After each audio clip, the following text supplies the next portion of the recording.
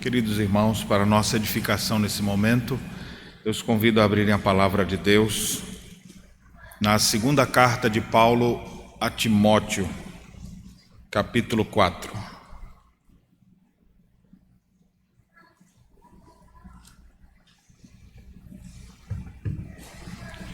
Segunda Timóteo, capítulo 4, os versos 6 a 8. A palavra do Senhor diz assim: quanto a mim, estou sendo já oferecido por libação, e o tempo da minha partida é chegado. Combati o bom combate, completei a carreira, guardei a fé. Já agora a coroa da justiça me está guardada, a qual o Senhor, reto juiz, me dará naquele dia, e não somente a mim, mas também a todos quantos amam a sua vinda. Amém. Eu queria que você, nesse momento, se visse no final de sua vida, no final de sua caminhada. Se você estivesse a poucos minutos da morte e que você pudesse fazer uma rápida reflexão, ou porque está no leito, ou porque está sentenciado à morte. Eu queria que você pensasse assim: meus últimos minutos de vida são agora. Olha para trás, e nessas horas o filme passa bem rápido. Quando você olha para trás, o que você vê? Eu não estou aqui, você pensando na morte porque está com desejos suicidas ou coisas do tipo, que às vezes a pessoa fala: pastor, não vejo nada, por isso que eu quero ir embora desse mundo, é só desespero, angústia. Não. Quero que você pense assim, com consciência tranquila. Chegou o final da sua vida. Quem sabe você com 104 anos. Alguns com um pouquinho mais, outros com um pouquinho menos. Mas você agora, eu acho que estou partindo. E quando você pensa nisso, começa a imaginar o que ficou para trás. O que você está deixando para trás? As pessoas vão lembrar de você? Qual lembrança elas terão a seu respeito? Morrerá deixando de si saudade? Prantearão? Lembrarão de você por quanto tempo? Alguma coisa você vai deixar aqui que as pessoas vão lembrar de você depois? Haverá algum legado deixado nesse mundo antes de você partir para a eternidade? Quando você olha para trás, o que você consegue enxergar hoje? Pode ser que alguns de vocês consigam olhar para trás com um olhar muito otimista, realista até, e dizer: olha, eu louvo a Deus, porque gastei minha vida servindo ao Senhor. Consegui fazer isso, está deixando muitas marcas benditas para trás. Outros olhar para trás e falam: pastor, o que eu vou deixar? Dívida. Gente com raiva de mim, ou gente feliz agora porque eu morri. O que você vai deixar para trás? É interessante que a história bíblica mostra o momento em que uma jovem chamada Dorcas morreu. E quando ela morreu, mandaram chamar os discípulos. E Pedro foi até lá. E quando Pedro chega, as pessoas mostravam para Pedro em prantos o legado dela deixado. Olha aqui que ela fez para mim. Olha isso aqui que ela fez quando eu estava necessitado. As pessoas lembravam das ações dela viva. O que as pessoas vão lembrar de você quando você fechar seus olhos, quando você partir? Bem, esse é o momento que o apóstolo Paulo está quando declarou as palavras dessa última carta dele vivo, que é a carta que ele direciona ao jovem pastor Timóteo. Paulo está nesse momento final, sentenciado à morte, percebendo que a sentença de morte é iminente, não sabe quantos dias ainda, mas em breve ele vai ser sentenciado. Já escapou algumas vezes, mas agora ele não escapa mais.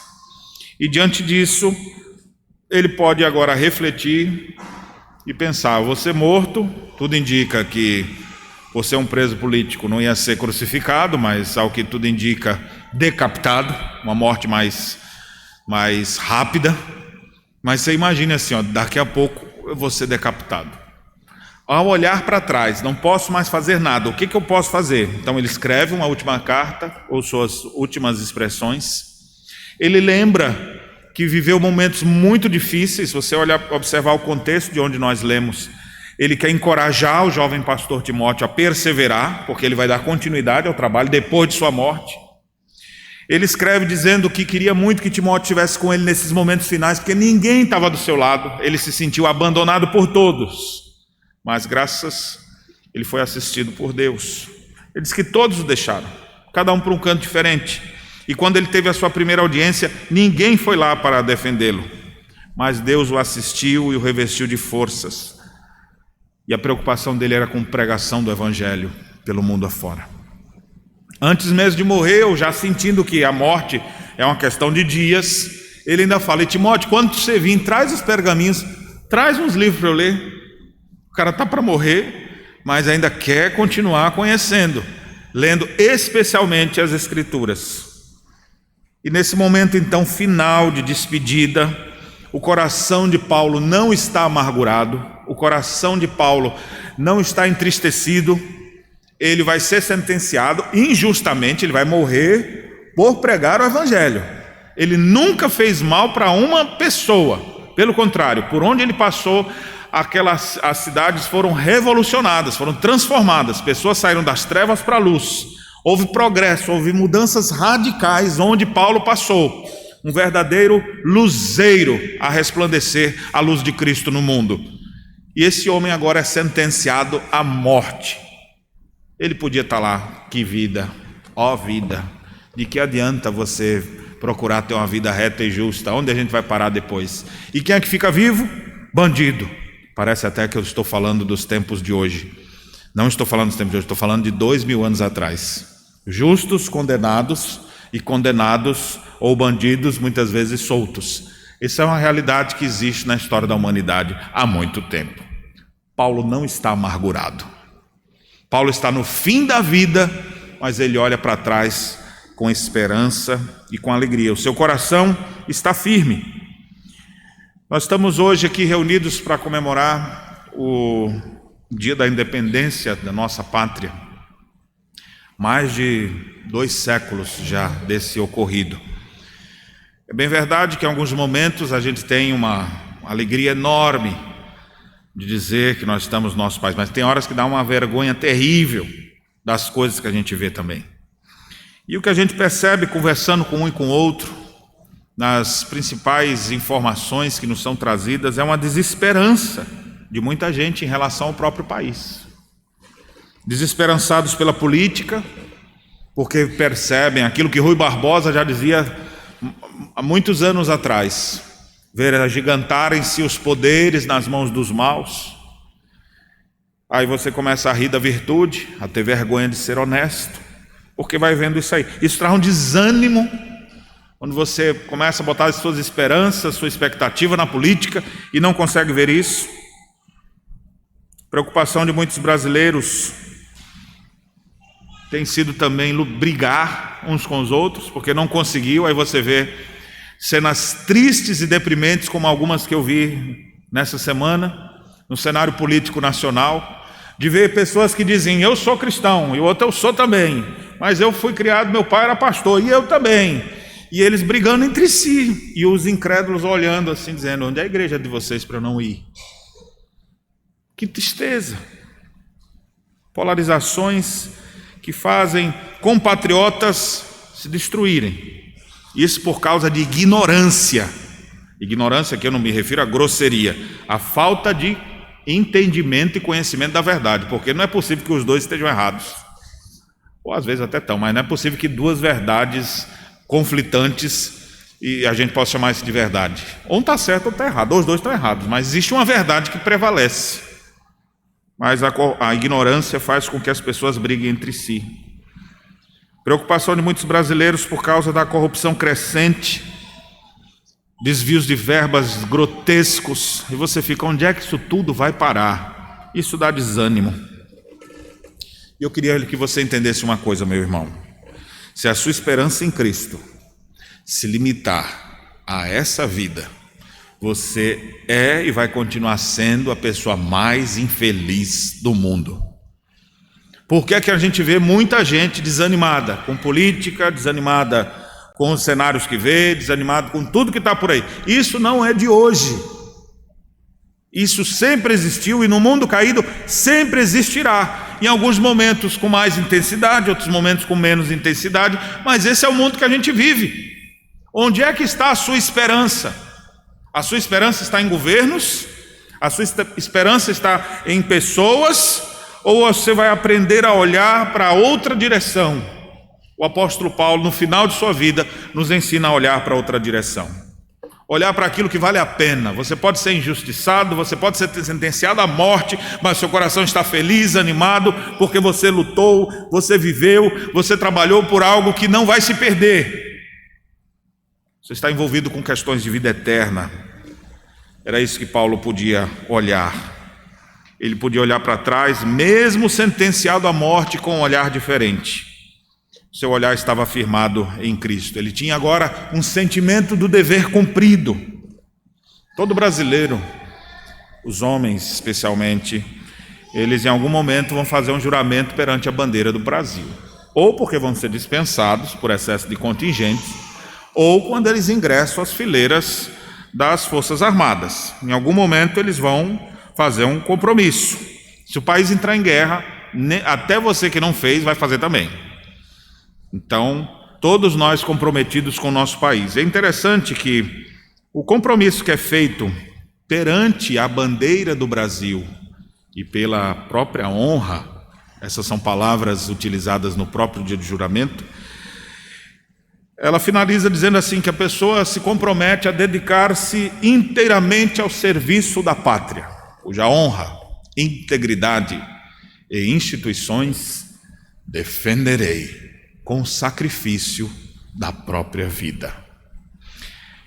Patriotas verdadeiros que estão dispostos a morrer pelo seu país.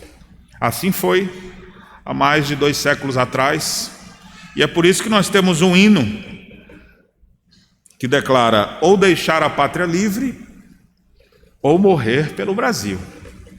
Viver ou morrer pelo meu país. Viver ou morrer. Qual vai ser a sua? Viver ou morrer pelo seu país? Ou melhor que tudo isso, viver ou morrer por Cristo. Paulo usa aqui uma metáfora muitas vezes tirada, o apóstolo Paulo se utilizava muitas vezes de lições, metáforas tiradas do ambiente militar. Ele sempre usa isso. Aqui na própria carta de Paulo a Timóteo, no capítulo 2, ele diz assim: olha, participa dos meus sofrimentos como bom soldado de Cristo. E usa a figura do soldado de serviço, dizendo: aquele que está no seu serviço, ele não se envolve com o negócio dessa vida, o seu prazer é satisfazer aquele que o arregimentou. Nós temos o apóstolo Paulo falando de guerra, de batalha espiritual. Nossa luta não é contra carne e sangue. A gente vê o apóstolo Paulo falando ainda dessa linguagem militar. Ele se utiliza dela para falar que nós temos que usar a armadura espiritual, a armadura de Deus, e ele faz paralelos: a espada do Espírito, a couraça da justiça, colete balístico. Ele fala o capacete que protege a cabeça, o capacete da salvação. Ou seja, essa linguagem, Paulo muitas vezes se utiliza em seu ensino divinamente inspirado de figuras tiradas do ambiente militar. E aqui é mais uma dessas, o texto que nós lemos, finalzinho da sua segunda carta. E Paulo, sentindo então que o seu dia é chegado, ele diz assim: quanto a mim, estou sendo oferecido por libação. Ou seja, a morte dele vai ser como uma oferta para Deus, uma libação. E o tempo da minha partida é chegado. Ele percebe que os seus dias estão chegando ao fim. E ele declara: combati o bom combate. Observe a linguagem de guerreiro, de combatente.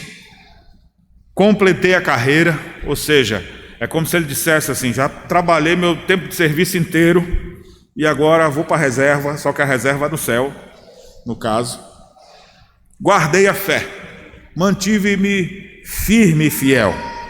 E como consequência disso, ele diz: já agora a coroa da justiça me está guardada, Ou seja, há uma recompensa para ele, a qual o Senhor, que é o reto juiz, é bom a gente lembrar de um reto juiz, quando a gente tem na terra ímpios juízes, quando a gente não vê a justiça muitas vezes acontecendo no nosso plano, e você fica indignado, mas você lembra, há um reto juiz, que um dia julgará nossas causas, ele nos dará a coroa da justiça.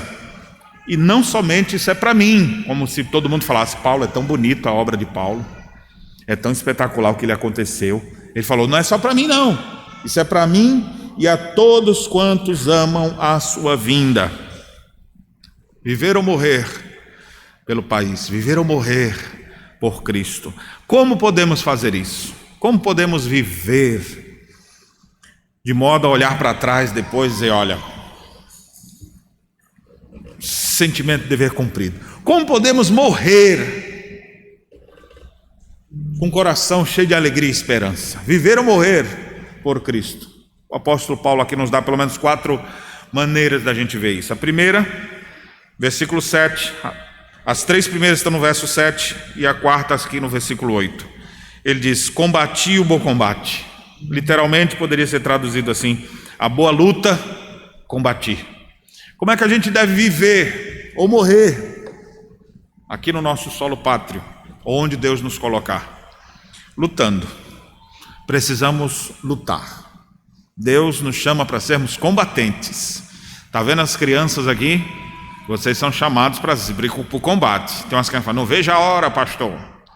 Mas vocês vão ser combatentes. E as mulheres, amazonas, guerreiras, mulheres maravilhas. E os varões aqui, desde os mais magricelinhos, né, parecendo um fiapo de aipim, mas você também é chamado. E os mais fortinhos também, vamos diminuir um pouquinho para poder caber na farda. Todos nós precisamos nos envolver na luta. Paulo diz, combati o bom combate. Literalmente isso mesmo, a boa luta, combati. E a palavra luta aqui é interessante, de onde vem a palavra grega que dá origem à nossa palavra agonia, agon. Ou seja, é você lutar no agon. O agon era aquela arena onde muitas vezes o sujeito era lançado lá para lutar com feras. Ou aquela figura mais comum que a gente viu nos filmes do gladiador, onde te dava algumas ferramentas para você lutar contra outra pessoa ou contra uma fera. O apóstolo Paulo mesmo, ele chega a descrever que em Éfeso ele lutou com feras. Então teve algum momento na vida dele, por causa do evangelho e das perseguições que vieram por causa do evangelho, ele que se dispôs a viver e morrer pelo evangelho, ele teve que lutar, inclusive no agon. Só que eu acho que aquela luta ali não foi a mais pesada de Paulo. Um tigrinho, um leãozinho, um bichinho desse. Ali foi uma agonia provisória. Vou morrer, não vou morrer, matei. Sobrevivi. Ele sobreviveu, que ele escreveu, né? Ele não psicografou a carta depois. Se ele venceu aquilo ali foi por alguns minutos. Agora a nossa batalha não é só aquele momento. O tempo inteiro nós estamos envolvidos em lutas. E a minha pergunta para você é, pelo que você tem lutado? Às vezes você está gastando suas energias em lutas que não valem a pena, e você não tem força para lutar tudo. Você tem que escolher suas batalhas. Não precisa de se desgastar com tudo. Lute por aquilo que realmente vale a pena, e o que valer a pena, você lute. Pelo que, pastor, que você acha que vale a pena? Lute pela fé. Paulo escreve aos Filipenses dizendo que ele queria ouvir, ou estando presente ou ausente, que os irmãos estavam todos juntos, unidos como um bloco, lutando juntos pela fé evangélica, lutando para que o evangelho de Jesus se esparramasse. Isso vale a pena se gastar com isso.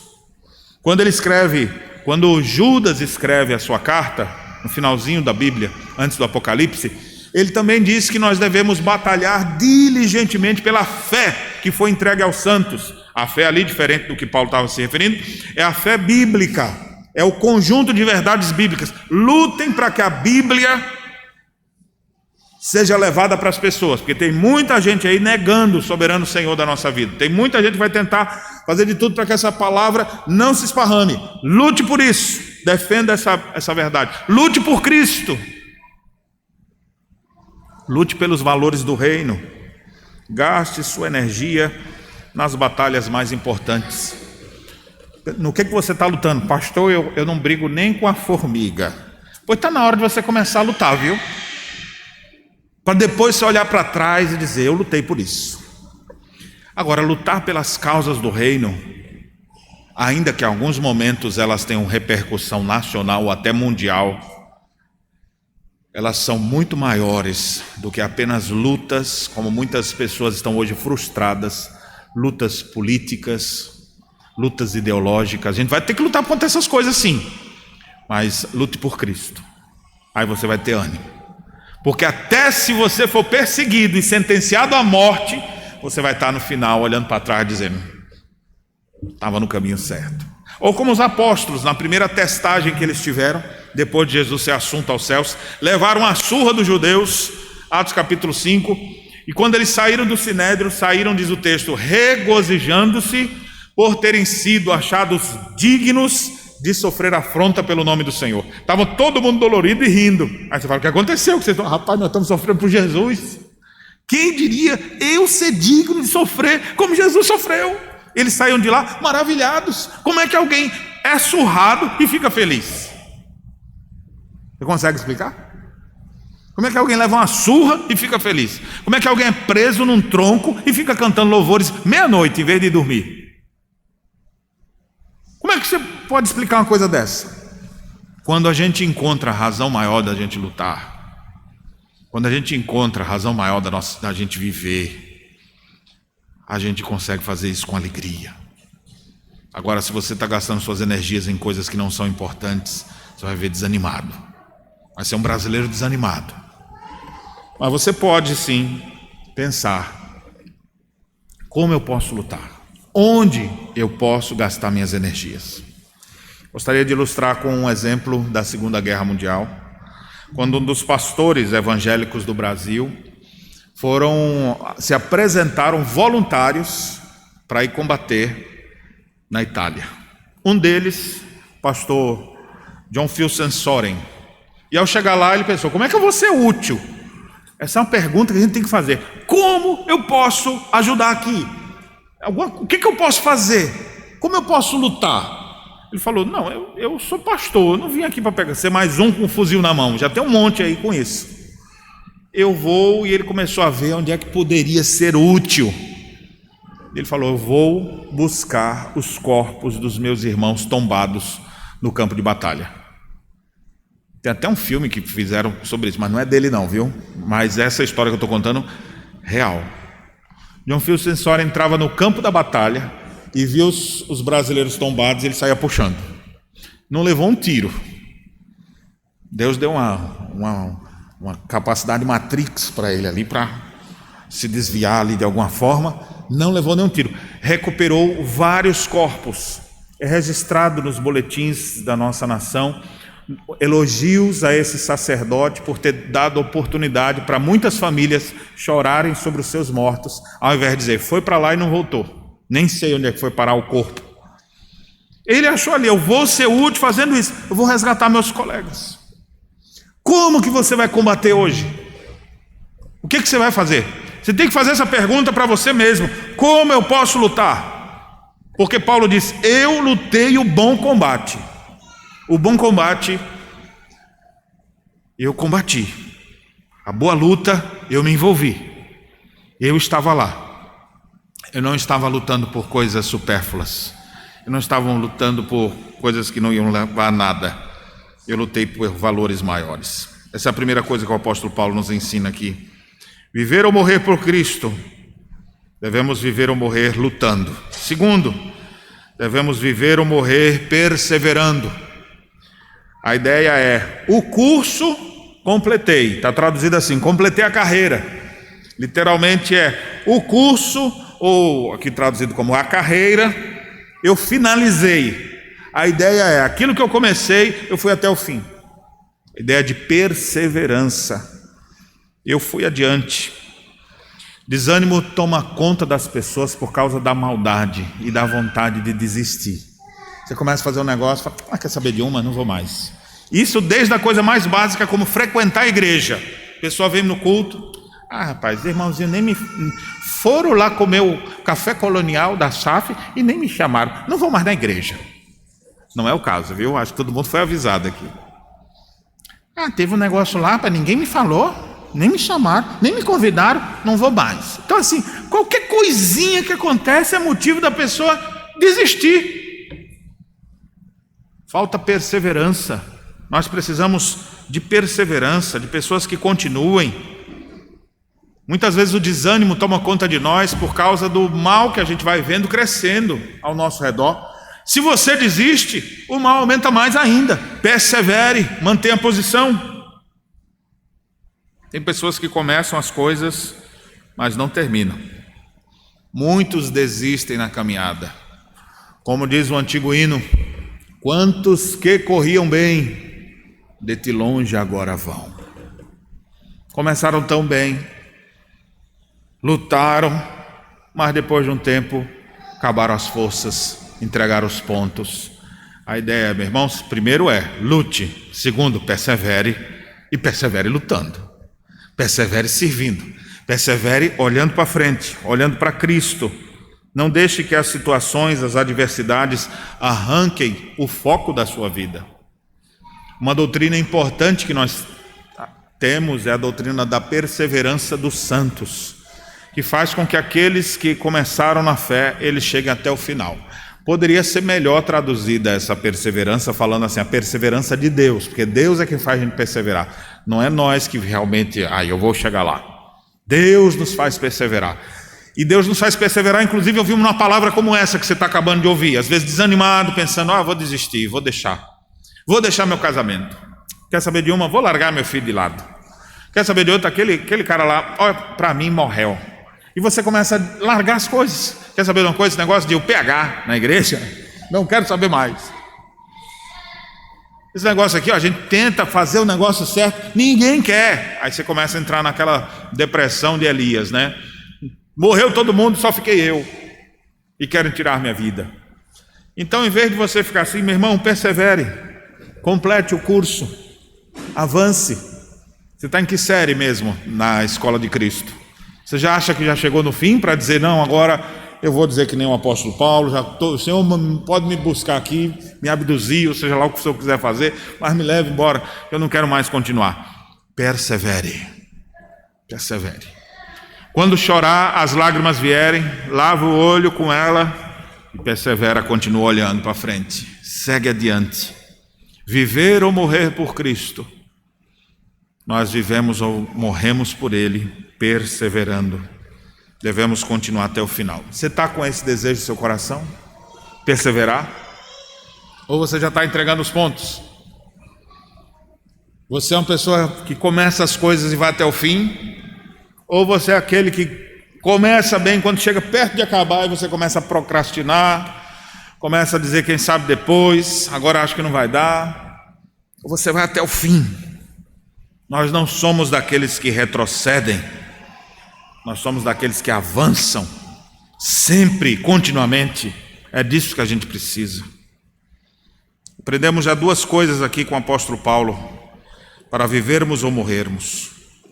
Devemos lutar, devemos perseverar. Ainda no versículo 7, ele diz, guardei a fé. Como é que a gente vive ou morre por Cristo? A gente vive ou morre por Cristo crendo. Literalmente a fé guardei. A fé eu observei. A fé eu mantive. Meus irmãos, aqui é a ideia de fidelidade. Literalmente a palavra aqui é a mesma traduzida como fiel. Pistos. Ele é fiel. Ele vai permanecer firme ali. A fé, como é que ficou? Firme. Como é que você está? Estou todo espandongado. Está doendo, estou machucado. Estou todo esgualepado. Mas eu estou aqui. Continuo crendo e dizendo, Deus é bom.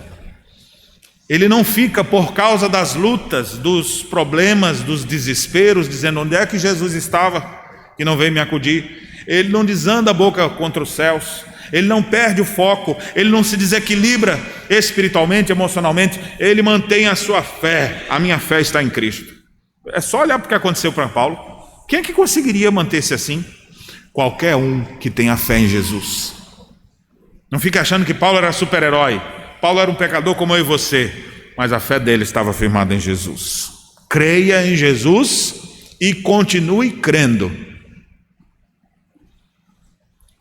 Há poucos dias eu fui visitar uma igreja que já tinha mais de 15 anos que eu tinha ido lá. E algumas pessoas vieram me cumprimentar. Do mesmo evento. Eu fui pregador num retiro, há uns 15 anos atrás.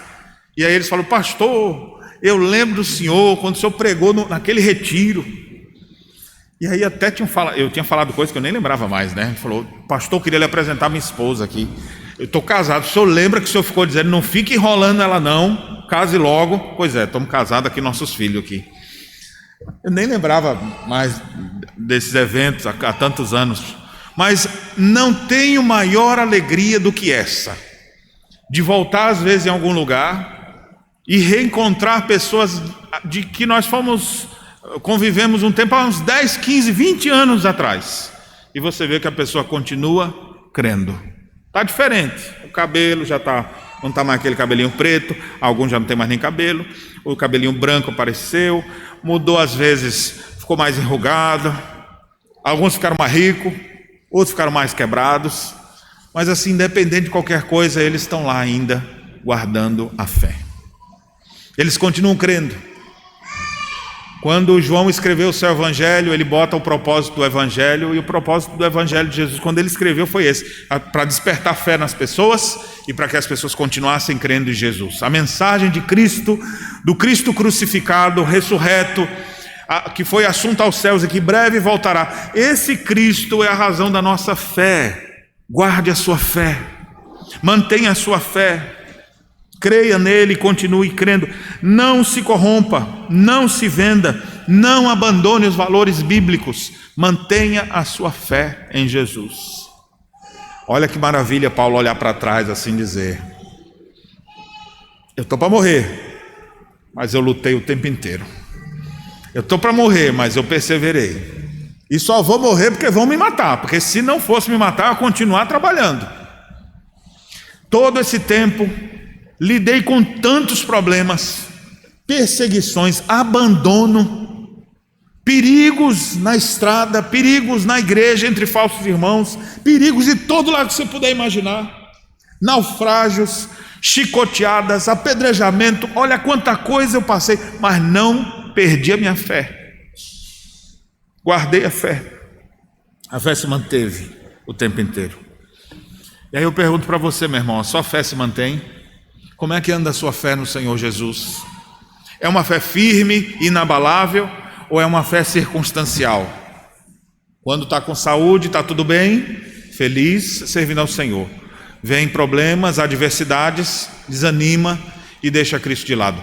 Nós precisamos crer e continuar crendo, viver ou morrer por Cristo, crendo, guardando a nossa fé nele. E finalmente, meus irmãos, versículo 8, já vimos aqui 3 maneiras de viver ou morrer por Cristo: lutando, perseverando, crendo e, como consequência disso tudo, esperando. A recompensa nos aguarda. Olha o que ele diz: já agora a coroa da justiça me está guardada, a qual o Senhor reto juiz me dará naquele dia. Eu sei que eu vou morrer, mas meu galardão está guardado. Não só o meu galardão, mas a minha recompensa, o prêmio principal é Cristo. Às vezes a gente vai falar de galardão, né? Começa a conversar com os crentes, fala: olha, rapaz, como deve ser as ruas lá do céu. Aí tem uns até que falam assim: olha, eu nem me importo como vai ser a minha casa no céu, eu posso morar até na periferia do reino celeste, que vai ser bom, né? Porque às vezes a gente não está interessado nesses bens, a gente só quer estar com o Senhor. E de fato esse sentimento é comum entre os crentes, porque para nós o mais importante não é uma casa bonita que o Senhor vai nos dar, um quintal maravilhoso, com asfalto de pedra de ouro.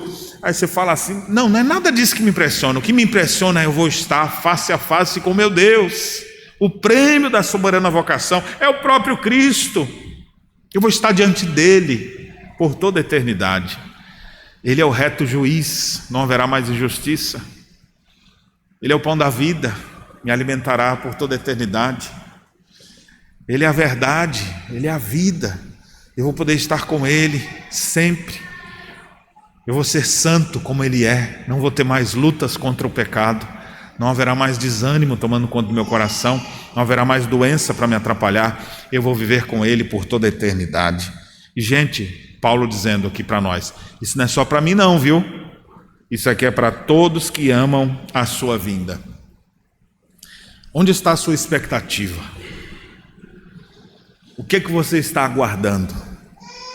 Devemos viver ou morrer por Cristo, esperando. Há uma recompensa. E essa recompensa deve criar em nós expectativa. A pior coisa do mundo é uma pessoa sem expectativa. A expectativa não de que vai morrer, mas a expectativa de um novo começo. Expectativa de novo céu e nova terra. Expectativa daquele dia, uma referência escatológica do momento em que toda injustiça será desfeita, onde esse país, com todos os seus erros, não mais existirá, onde toda a corrupção não mais reinará. E agora, naquele dia, haverá justiça eterna estabelecida. Que bênção poder aguardar por isso.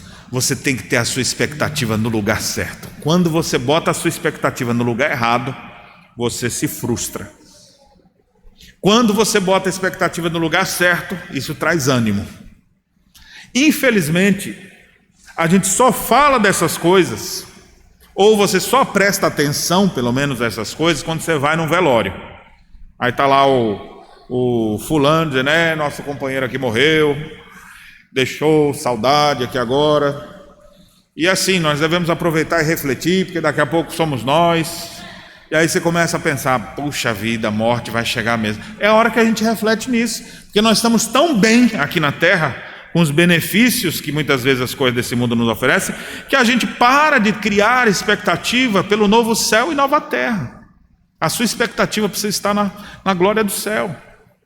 E é por isso que toda vez que nós celebramos a Santa Ceia do Senhor, nós estamos com essa mensagem diante de nós, porque ele diz que a Santa Ceia, quando ela é instituída, nos faz lembrar da morte do Senhor até que ele venha.